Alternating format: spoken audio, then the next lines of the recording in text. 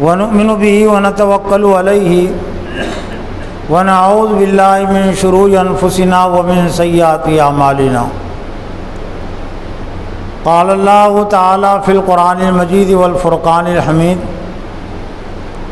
فاعوذ باللہ من الشیطان الرجیم بسم اللہ الرحمن الرحیم قل هو اللہ احد اللہ الصمد لم یلد ولم یولد ولم یکن لہ کفوا احد وقال اللہ تعالی اذن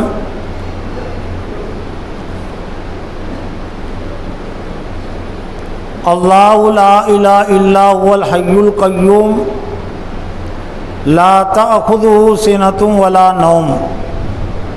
لہ ما فی السماوات و ما فی الارض صدق اللہ العظیم۔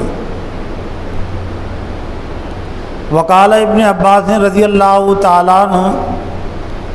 قال كنت ردیف النبی صلی اللہ علیہ وسلم فقال رسول اللہ صلی اللہ علیہ وسلم ایھا الغلام الا اعلمک بکلمات ینفعن اللہ بہن قلت بلی قال رسول اللہ صلی اللہ علیہ وسلم احفظ اللہ یحفظک احفظ اللہ تجدہ امامک وَإِذَا اسْتَعَنْتَ فَاسْتَعِنْ بِاللَّهِ او کما قال علیہ الصلوۃ والسلام۔ معزز و محترم دینی بھائیوں، بزرگوں، نوجوانوں، خواتین اور بہنوں، آج کے اس جمعہ میں اسلام کا ایک اہم اور بنیادی عقیدہ، عقیدے توحید کی اہمیت اور اس کے کچھ بنیادی تقاضوں سے متعلق قرآن و حدیث کی روشنی میں کچھ باتیں پیش کرنا ہے۔ گزشتہ خطبے میں رد کفر، تردید کفر کے حوالے سے کچھ باتیں پیش ہوئی تھی جو عقیدہ توحید سے پہلے ضروری ہے، جو لا الہ کا تقاضا ہے۔ عقیدہ توحید ایک طرح سے الا اللہ کا مفہوم اور الا اللہ کا مطلب ہے۔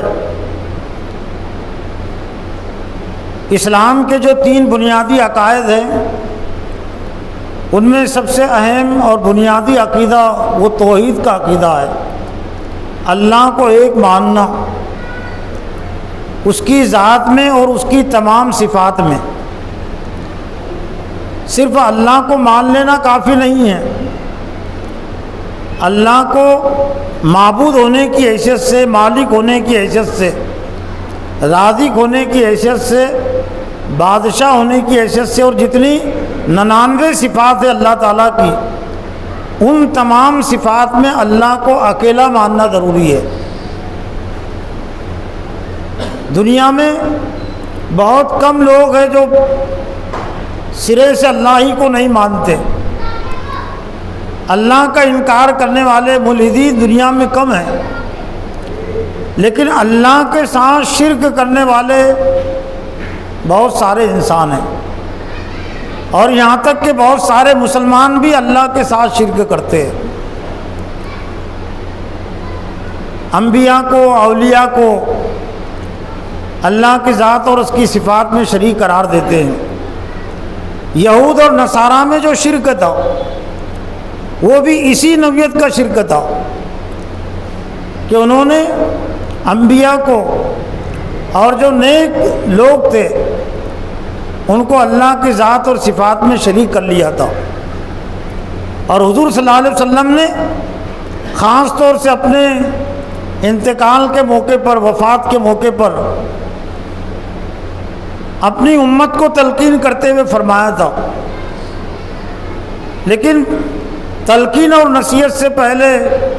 یہود و نصارہ نے انبیاء کے ساتھ جو شرک کیا، جو جرم کیا، تو اس پر آپ نے لعنت بھی بھیجی تھی کہ یہود و نصارہ پر اللہ کی لعنت ہو۔ اتخذوا قبور انبیاء مساجد، انہوں نے اپنے نبیوں کی قبروں کو سجدہ گاہ بنا لیا. اور پھر آپ نے اپنی امت کو تلقین کی تھی کہ لا تتخذوا قبری وثنا، میری قبروں کو بت نہ بننے دینا. جس کی بھی پوجا پرستش کی جاتی ہے وہ شیطان کی پوجا پرستش ہوتی ہے، وہ بت ہے. اور بت یہ ایمان کی ضد ہے، شرک اور کفر ایمان کی ضد ہے. تو میری اللہ کے رسول نے اللہ سے دعا کی تھی کہ تم میری قبروں کو بت نہ بننے دینا کہ اس کی عبادت کی جانے لگے. لیکن ایسا لگتا ہے کہ یہود و نصارہ نے حضرت صلی اللہ علیہ وسلم کے اس لعنت اور ملامت کا امت مسلمہ سے سخت ترین انتقام لیا ہے، سخت ترین بدلہ لیا ہے. اور امت مسلمہ غفلت کی وجہ سے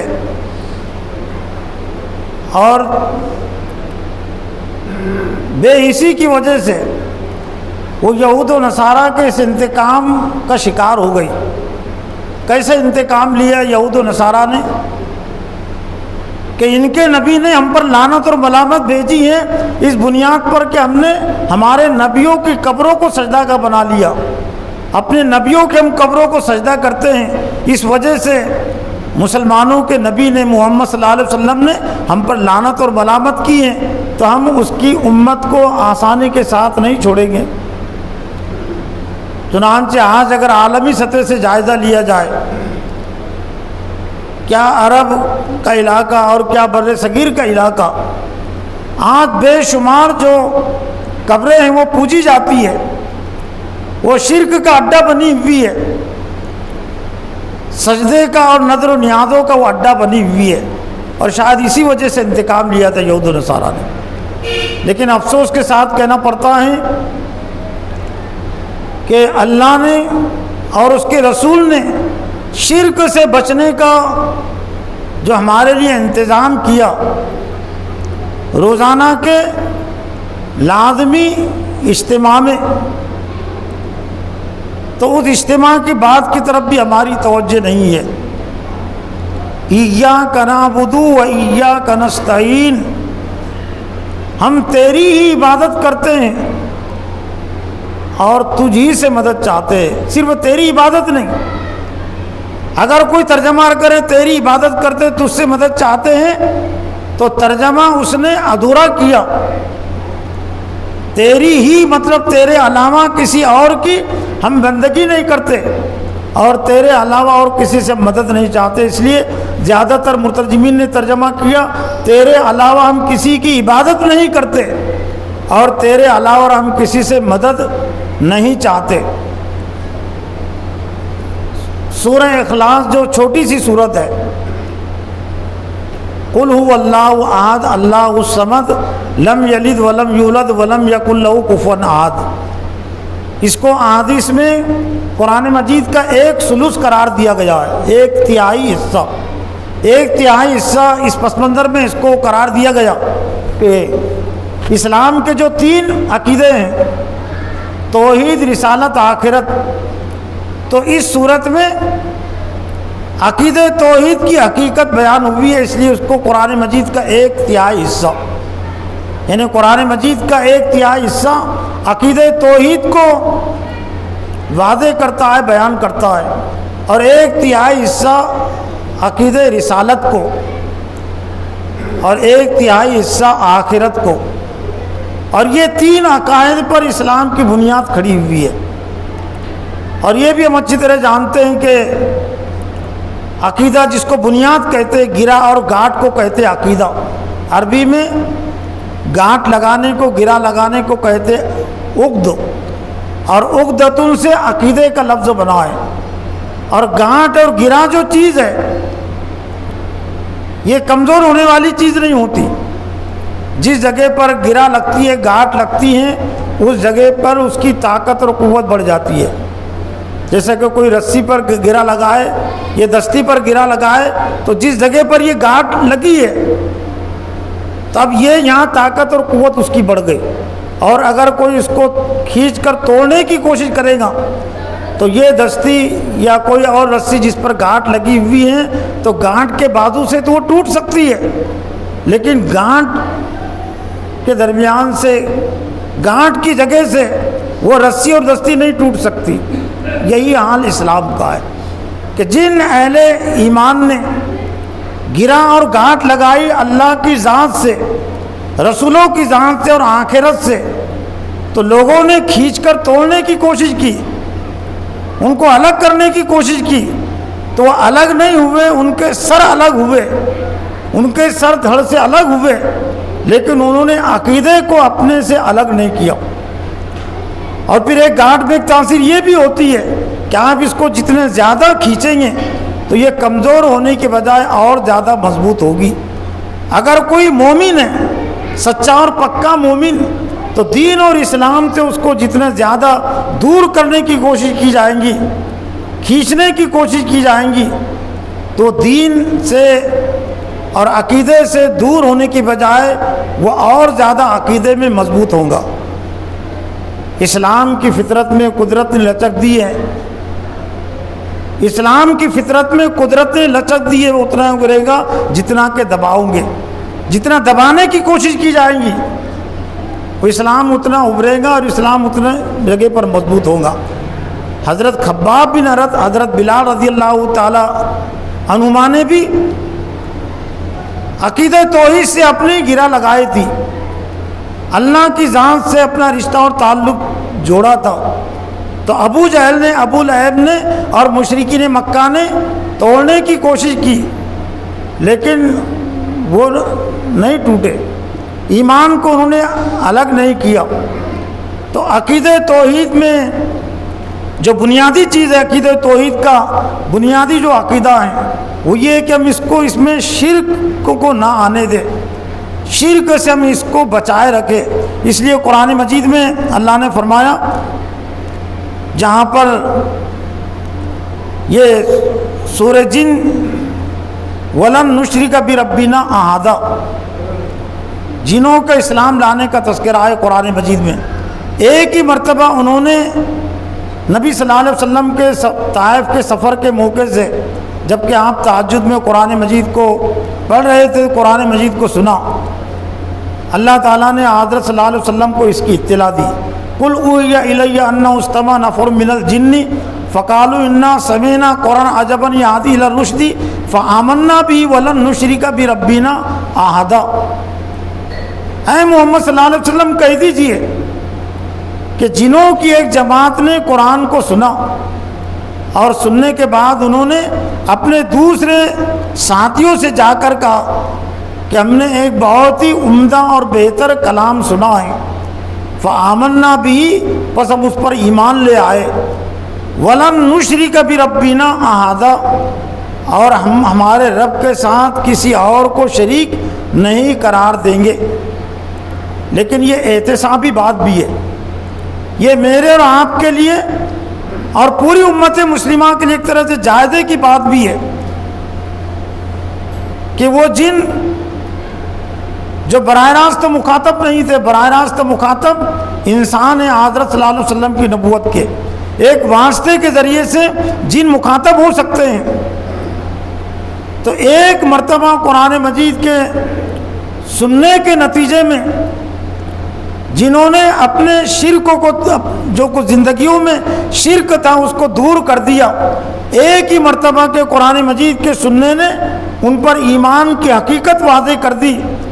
اور وہ ایمان لے آئے اور انہوں نے اعلان کر دیا کہ وَلَن نُشْرِكَ بِرَبِّنَا أَحَدًا، ہم ہمارے رب کے ساتھ کسی اور کو شریک نہیں کرتے۔ تو میں بھی جائزہ لوں، آپ بھی جائزہ لے، امت جائزہ لے کہ کتنی مرتبہ ہم نے قرآن مجید کو پڑھا ہے اور سنا ہے، کتنی مرتبہ ہم نے تقریریں سنی ہیں، بیانات سنے ہیں، لیکن کیا ہم یہ اعلان کرنے پر قادر ہیں کہ وَلَن نُشْرِكَ بِرَبِّنَا أَحَدًا، ہم ہمارے رب کے ساتھ کسی اور کو شریک نہیں کرتے، کسی اور کو ہم شریک نہیں قرار دیتے۔ آج اگر ہم دیکھیں تو امت مسلمہ کا ایک بڑا حصہ اللہ کو مانتے ہوئے بھی وہ شرک میں مبتلا ہیں۔ اور پھر قرآن مجید میں اللہ تعالیٰ نے فرمایا سورہ کہف میں، جہاں پر یہ سورہ کہف ختم ہوتی ہے، مکمل ہوتی ہیں، قل انما انا بشر مثلکم یوحی الی انما الہکم الہ واحد فمن کان یرجو لقاء ربی فلیعمل عملا صالحا ولا یشرک بعبادۃ ربہ احدا۔ اے محمد صلی اللہ علیہ وسلم، آپ یہ اعلان کر دیجئے، اور خاص طور سے یہ انداز قرآن مجید میں اس لیے ہے کہ اللہ کو معلوم ہے کہ میرے دشمن ابلیس نے پہلے کی جو امت مسلمہ تھی، پہلے کی امت مسلمہ کو زیادہ تر جو شرک میں مبتلا کیا، وہ غلو میں مبتلا کر کے حضرت عیسیٰ علیہ السلام کو عیسائیوں نے اللہ کا بیٹا بنا لیا، یہود نے حضرت عزیر علیہ السلام کو اللہ کا بیٹا بنا لیا، نیک لوگوں کو وہ اللہ کی صفات میں شریک قرار دیتے تھے۔ تو کہیں امت مسلمہ کو بھی میرا دشمن، انسانوں کا دشمن ابلیس حضرت صلی اللہ علیہ وسلم کی ذات کو لے کر، ان کے مقام اور مرتبے کو لے کر شرک میں مبتلا نہ کر دے، اس لیے اللہ تعالیٰ نے براہ راست آپ کو خطاب کر کے اعلان کروایا کہ آپ کہہ دیجئے انما انا بشر مثلکم، کہ بے شک میں تمہاری طرح کا انسان ہوں، فرق صرف یہ ہے کہ یوحی الی انما الہکم الہ واحد، جو مجھ میں اور تم میں جو فرق ہے وہ صرف فرق یہ ہے کہ مجھ پر وحی نازل ہوتی ہے، حضرت جبرائیل علیہ السلام کے ذریعے سے اللہ کا کلام مجھ پر نازل ہوتا ہے۔ الہکم الہ واحد، تمہارا معبود وہ ایک ہی معبود ہے۔ تو جو کوئی اللہ سے ملاقات کی امید رکھتا ہے، اللہ سے ملنا چاہتا ہے، فَلْيَعْمَلْ عَمَلًا صَالِحًا، تو چاہیے کہ وہ نیک عمل کرے، اچھے کام کرے، تاکہ اللہ اس سے راضی اور خوش ہو۔ لیکن اس میں اہم جو بات ہے، اور جس بات کی وضاحت کے لیے میں نے اس آیت کو پیش کیا ہوں اپنے آپ پر بھی اور آپ پر بھی، وہ بات یہ ہے کہ وَلَا يُشْرِكْ بِعِبَادَةِ رَبِّهِ أَحَدًا، وَلَا يُشْرِكْ بِعِبَادَةِ رَبِّهِ، اور اللہ کی ذات میں، رب میں کسی اور کو شریک قرار نہ دے۔ اللہ کو بھی اگر وہ مانتا ہے، دوسرے کی بھی پوجا پرستش کرتا ہے، تو اللہ کو ماننے کا مطلب ہی پورا نہیں ہوتا۔ اس لیے قرآن مجید میں سورہ فرقان کے آخر رکوع میں جو مومنین کی صفات بیان کی گئی، تو ان میں سے یہ بھی ہے کہ وَلَا يَدْعُونَ مَعَ اللَّهِ إِلَٰهًا آخَرَ، اللہ کے جو محبوب بندے ہیں، رحمان کے جو مطلوب اور محبوب بندے ہیں، ان کی صفات یہ ہے کہ لا يدعون مع اللہ، وہ اللہ کے ساتھ کسی اور کو معبود نہیں پکارتے۔ یہ نہیں کہا گا کہ اللہ کے علاوہ کسی اور کی عبادت نہیں کرتے، بلکہ کہا مع اللہ الہًا آخر، اللہ کے ساتھ کسی اور کو معبود نہیں سمجھتے، معبود نہیں قرار دیتے۔ تو زیادہ تر قوموں میں جو شرک ہے، یہود و نصارہ میں جو شرک ہے، اور آج امت مسلمہ میں اس کے اثرات ہیں، اس کے اثرات ہیں، وہ اسی قسم کا شرک ہے کہ اللہ کو بھی ماننا اور پھر اللہ کی ذات، اللہ کی صفات میں دوسروں کو بھی شریک قرار دینا۔ پھر حضور صلی اللہ علیہ وسلم کو خطاب کر کے اللہ تعالیٰ نے فرمایا قل انما ادعو ربی ولا اشرک بہ احدا، آپ اعلان کر دیجئے اے محمد صلی اللہ علیہ وسلم، کہہ دیجئے کہ ادعو ربی، میں اپنے رب کی دعوت دیتا ہوں، میں اپنے رب کو پکارتا ہوں، ولا اشرک بہ احدا، اور میں اس کے ساتھ کسی اور کو شریک نہیں قرار دیتا۔ قل انی لا املک لکم نفعا ضرا ولا نفع، اور میں مالک نہیں ہوں، میں ملکیت نہیں رکھتا تم میں کسی کو نقصان پہنچانے کا اور کسی کو نفع پہنچانے کا۔ کتنی صاف اور سیدھی بات جو کہہ دی گئی حضرت صلی اللہ علیہ وسلم کے حوالے سے، اور آپ کو اعلان کر کے کہ اعلان کر دیجئے کہ لا املک لکم نفع ولا ضرا، میں مالک نہیں ہوں تمہارے نفع اور نقصان کا، وہ صرف اور صرف اللہ مالک ہے۔ لیکن آج بھی بہت سارے مسلمان یہ جو قبروں میں چلے گئے ان کو نفع اور نقصان کا مالک سمجھتے ہیں۔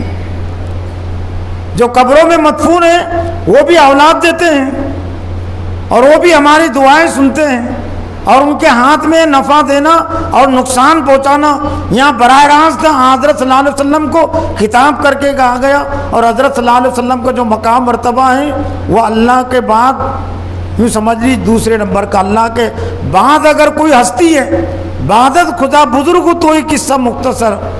خدا کے بعد اگر کوئی ہستی ہے کسی کا مقام اور مرتبہ ہے تو حضرت صلی اللہ علیہ وسلم کا مقام مرتبہ ہے۔ اور جب آپ کو خطاب کر کے کہا گیا کہ آپ یہ اعلان کر دیجئے کہ میں تم میں سے کسی کے لیے نہ نفع کا اختیار رکھتا ہوں اور نہ میں کوئی نقصان پہنچانے کا اختیار رکھتا ہوں، تو کسی امتی کے لیے، کسی ایمان والے کے لیے یہ کیسے جائز ہو سکتا ہے کہ حضور صلی اللہ علیہ وسلم کو یا اور بھی کسی نبی کو یا کسی اور کو وہ نفع اور نقصان کا مالک سمجھے۔ پھر مزید اللہ تعالیٰ نے واضح کیا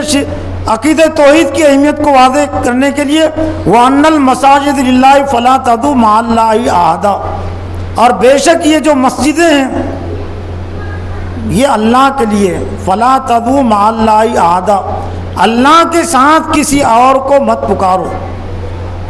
جو توجہ طلب بات یہ نہیں کہا گیا کہ اللہ کو چھوڑ کر کسی اور کو مت پکارو، یہ بھی شرک ہے، لیکن اللہ کے ساتھ کسی اور کو پکارنا، اللہ کو پکارنے کے ساتھ ساتھ کسی اور کو پکارنا، کسی اور سے مدد چاہنا، اس سے بھی منع کیا گیا وَأَنَّ الْمَسَاجِدَ لِلَّهِ فَلَا تَدْعُوا مَعَ اللَّهِ أَحَدًا، اللہ کے ساتھ، اس کے ساتھ کسی اور کو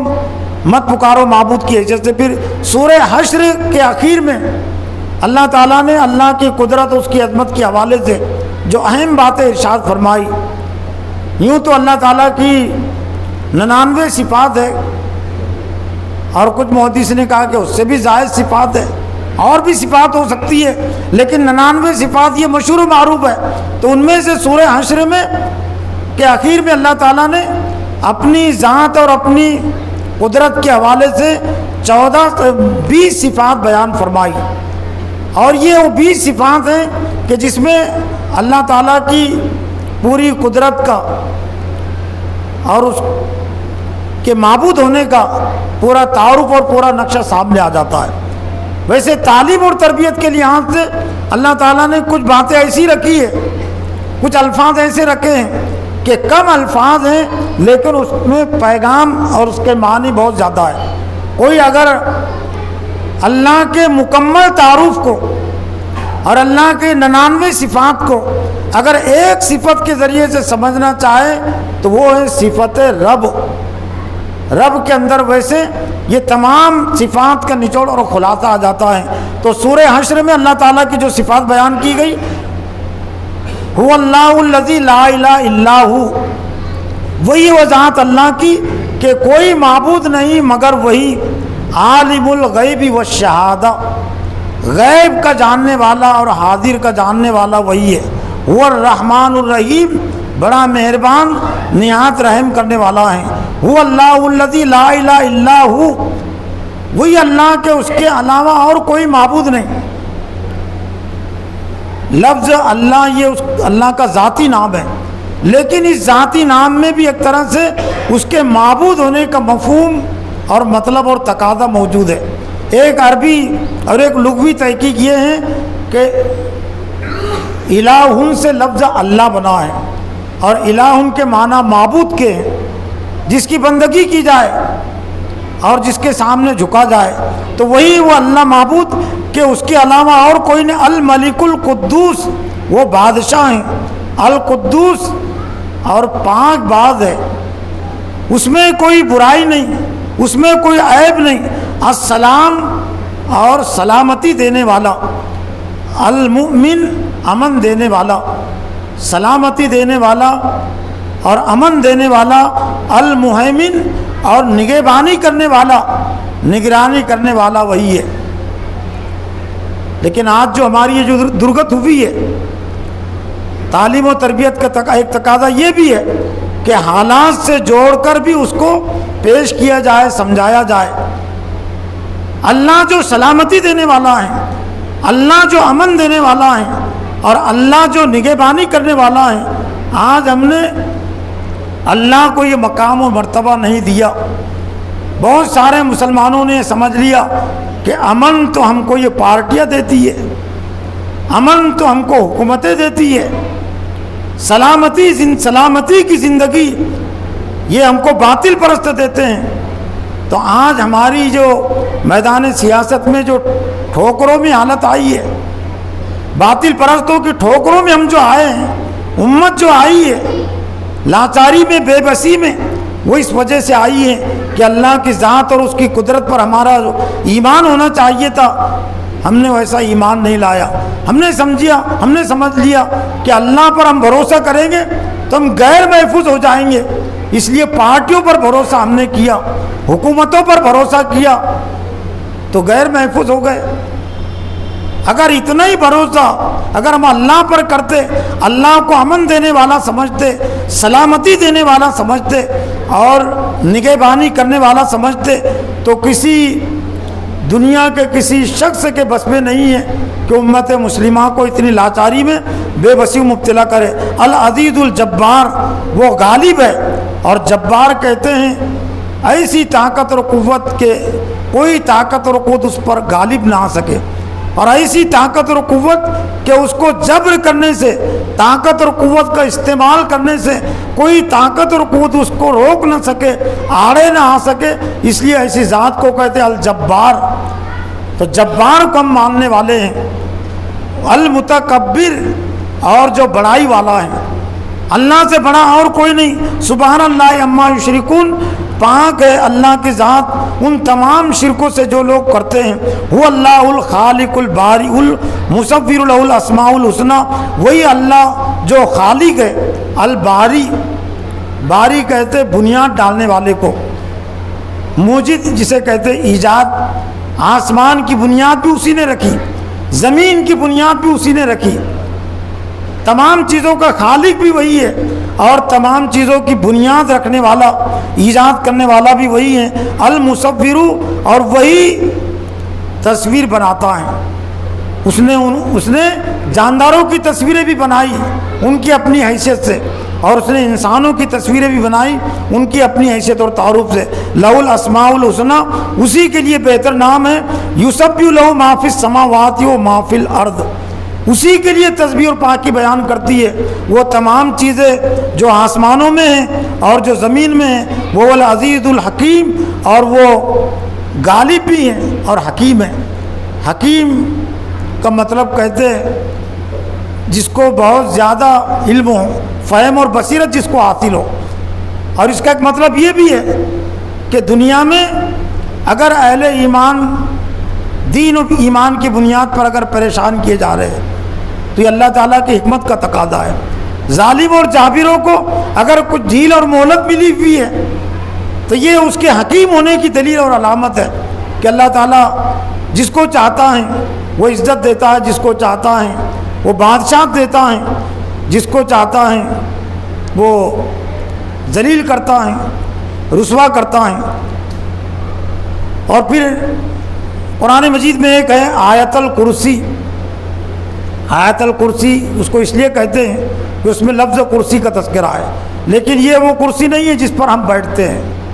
جو بیٹھنے کے لیے استعمال کی جاتی ہے۔ ویسے بھی کرسی کا جو لفظ ہے وہ اقتدار، حکومت کے معنی میں استعمال ہوتا ہے۔ قرآن میں تو اللہ نے اسی معنی میں اس کو استعمال کیا، لیکن اردو زبان میں بھی ہم دوسری زبانوں میں بھی کرسی کا لفظ اقتدار کے معنی میں استعمال ہوتا ہے۔ کرسی کا بھوکا ہے، کرسی کا جھگڑا ہے، تو کرسی کا بھوکا ہے، کرسی کا جھگڑا ہے، ظاہر بات ہے کہنے والے کی مراد اور سننے والے کی مراد تو وہی نہیں جو 100-150 روپے میں جو کرسی آتی ہے۔ اقتدار کا جھگڑا ہے، دراصل اقتدار کا جھگڑا ہے، کرسی کا جھگڑا ہے۔ وسیع کرسی السماوات والارض، آیت الکرسی وہ آیت، وہ علامت جس میں اللہ کے اقتدار کی دلیل، اقتدار کی بات ہے، اور اس کا اقتدار وسیع کرسی السماوات والارض، آسمانوں اور زمین پر اس کا اقتدار چھایا ہوا ہے، پھیلا ہوا ہے۔ ولا یعود حفظہما وهو العلی العظیم، اور یہ دونوں کی حفاظت، آسمان اور زمین کی نگرانی اور اس میں رہنے والوں کی نگرانی اور حفاظت اس کو تھکاتی نہیں. لا تاخذو سینۃ ولا نوم، نہ اسے اونگ آتی ہے اور نہ اسے نیند آتی ہے. الحی القیوم، وہ زندہ ہیں اور قائم رہنے والا ہیں. ایسی ذات کو ماننے والی جماعت اور پارٹی اور لشکر کیا اپنے آپ کو کمزور سمجھ سکتا ہے؟ کہ اپنے آپ کو بزدل وہ سمجھ سکتا ہے؟ کیا وہ بزدل ہو سکتا ہے؟ دنیا میں جن کے پاس یہ عارضی طاقت اور قوت ہے، کوئی بی جے پی کا ممبر ہے، بی جے پی کا حامی ہے، تو وہ اس کا احساس یہ ہے کہ حکومت کی طاقت اور قوت میرے ساتھ ہے. جہاں پر جس ملک میں جس علاقے میں کسی حکمراں کی حکومت ہوتی ہے تو اس کے ماننے والے وہ بہت خوش فہم رہتے ہیں، وہ ڈرتے نہیں، وہ بزدل نہیں ہوتے. اور اس لیے بزدل نہیں ہوتے کہ ہمارے پارٹی کا اقتدار ہے، ہمارے لیڈر کا اقتدار ہے،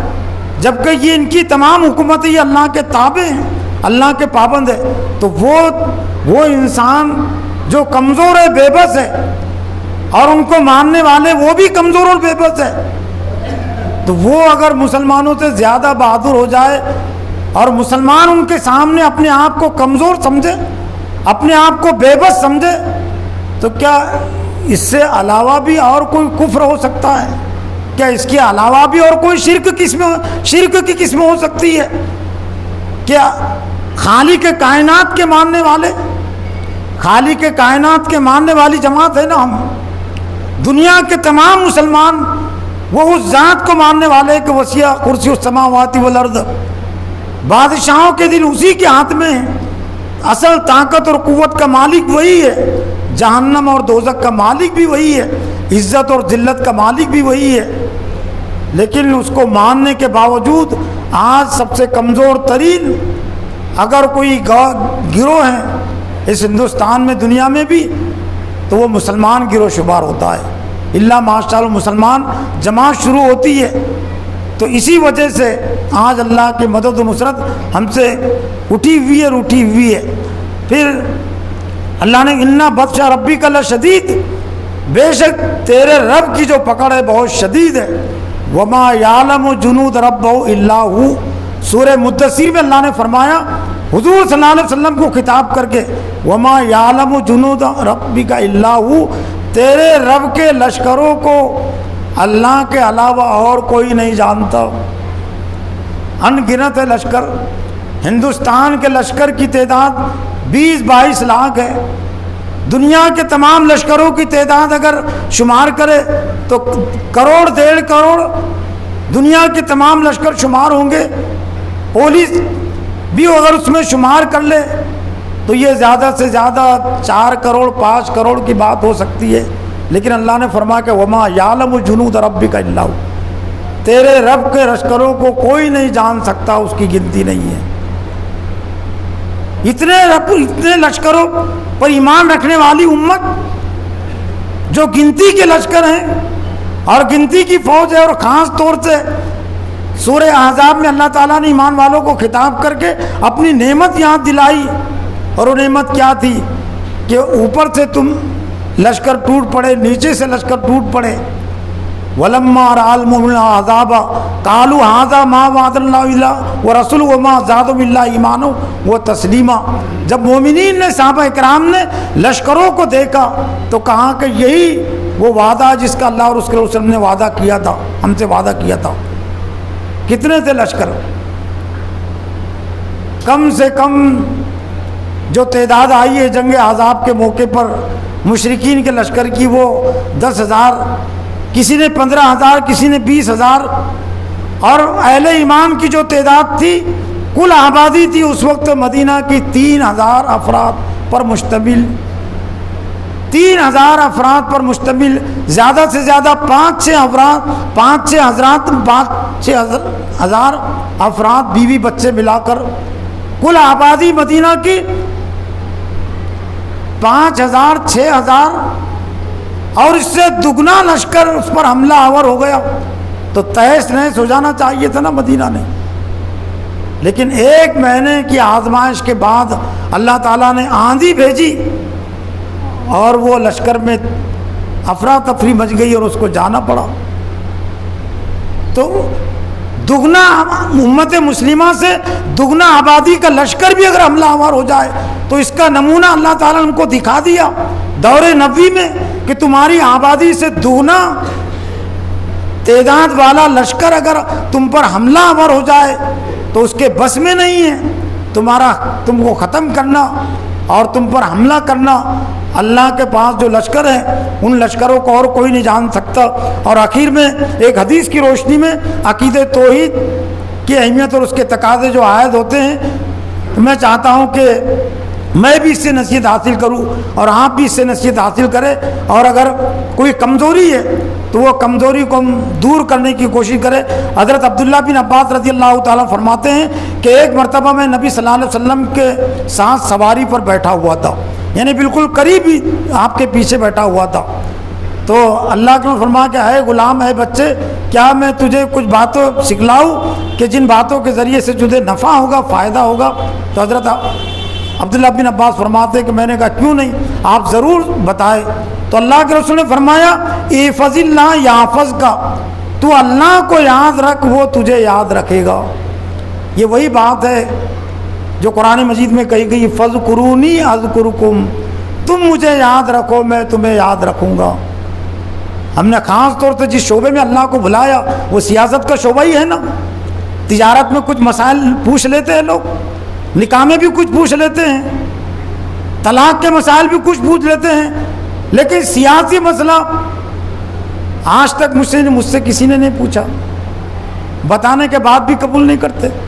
لیکن کون سی سیاست حرام ہے، کون سی سیاست حلال ہے، ووٹ دینے کی شرعی حیثیت کیا ہے، مجھ سے کسی نے نہیں پوچھا۔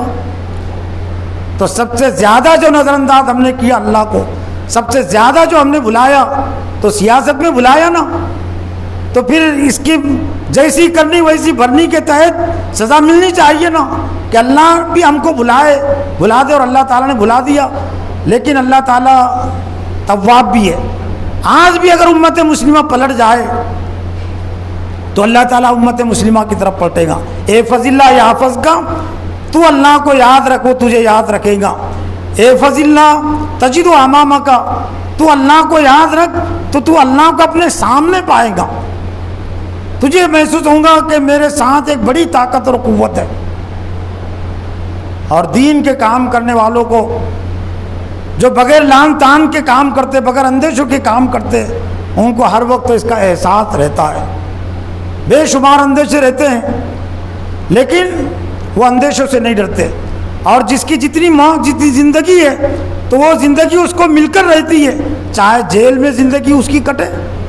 مصیبت اور پریشانی میں کٹے، لیکن اس کی زندگی کبھی کم نہیں ہو سکتی۔ پھر آگے اللہ نے فرمایا کہ تعرف الیہ فی الرخاء یعرفک فی الشدۃ، تو اس کو خوشحالی میں یاد رکھ تو یعرف کا فی الشدۃ، تو تجھ کو وہ پہچانے گا، تجھ کو یاد رکھے گا شدت میں، مصیبت اور پریشانی میں۔ وَإِذَا سَأَلْتَ فَاسْأَلِ اللَّهَ، اور جو جب کوئی مانگ تو اللہ سے مانگ۔ وَإِذَا اسْتَعَنْتَ فَاسْأَلِ اللَّهَ، اور جب تم مدد چاہ تو اللہ سے مدد مانگ۔ اور جو اہم بات ہے فَلَوْ أَنَّ الْخَلْقَ كُلُّهُمْ جَمِيعًا أَرَادُوا أَن يَنفَعُوكَ بِشَيْءٍ لَمْ يَكْتُبِ اللَّهُ عَلَيْكَ لَمْ يَقْدِرُوا عَلَيْهِ وَإِنْ أَرَادُوا أَن يَضُرُّوكَ بِشَيْءٍ لَمْ يَكْتُبِ اللَّهُ عَلَيْكَ لَمْ يَقْدِرُوا عَلَيْهِ۔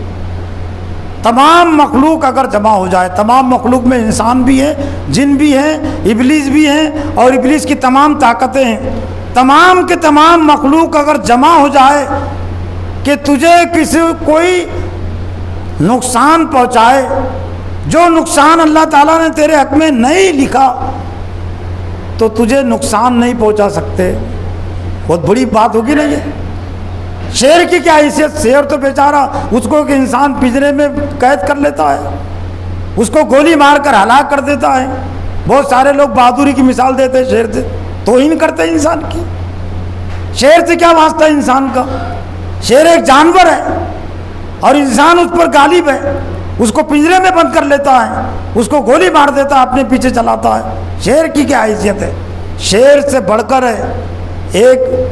انسان کی طاقت اور ایک مومن کی طاقت اور قوت۔ مومن کو جو تصور دیا گیا کہ دنیا کے تمام انسان اور تمام جن جن میں تمام حکومتیں ہیں اور تمام پارٹیاں ہیں، RSS بھی ہے، بجرنگ دل بھی ہے، کانگریس بھی ہے، جتنی بھی پارٹیاں ہو سکتی سب آ گئی نا اس میں، کلم جمیع،